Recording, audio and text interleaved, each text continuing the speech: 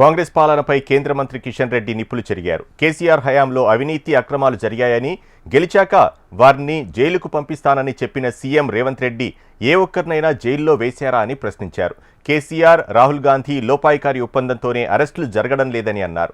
BRS హయాంలో phone tapping జరిగిందని, మంత్రులు, ఎమ్మెల్యేల సంభాషణలు విన్నారని కిషన్ రెడ్డి ఆరోపించారు. మహబూబ్నగర్లో బీజేపీ విజయ సంకల్ప సమ్మేళనం కిషన్ రెడ్డి ప్రసంగించారు. కేసీఆర్ లో బీఆర్ఎస్ పార్టీ అనేక రకాల అవినీతికి పాల్పడింది, అక్రమాలకు పాల్పడింది. నేను ముఖ్యమంత్రి అయితే వీళ్ళందరూ కూడా చెంచలు జైల్లో, చల్లపల్లి జైల్లో ఉంటారని చెప్పాడు.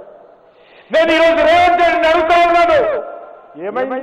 2 సంవత్సరాలు 2 నెలలు అయింది కదా, ఎవరి మీద ఏ చర్య తీసుకున్నాడో ఈరోజు రేవంత్ రెడ్డి చెప్పాలా?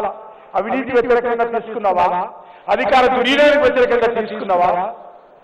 ఏ ఒక్కరి మీద చర్య తీసుకోలేదు. ఎందుకంటే కేసీఆర్ కు, రాహుల్ గాంధీకి ఒప్పందాలు కుదిరిపోయినాయి. కేసీఆర్ కు, రాహుల్ గాంధీకి ఒప్పందాలు కుదిరిపోయినాయి. వీళ్ళ మీద చర్యలు తీసుకోడు. భార్యాభర్తలు ఫోన్ మాట్లాడుకుంటే ఆ రోజు కేసీఆర్ ప్రభుత్వం ఫోన్ ట్యాపింగ్ చేసి విన్నది. ఆ రోజు సినిమా హీరోయిన్స్ ఎవరితో మాట్లాడుతున్నారో ఫోన్ ట్యాపింగ్ చేసి విన్నారు. వాళ్ళు ఏ రకంగా పారిశ్రామికవేత్తలు, వ్యాపారస్తులు మాట్లాడుకుంటున్నారో వాళ్ళ ఫోన్లను కూడా కేసీఆర్ ప్రభుత్వం విన్నది. విలేకరులు ఏం మాట్లాడుతున్నారో విలేకరుల ఫోన్లు ట్యాప్ చేశారు. ఏ రకంగా మీడియా మేనేజ్మెంట్ మాట్లాడుతున్నారో వాళ్ళ ఫోన్లు ట్యాప్ చేశారు.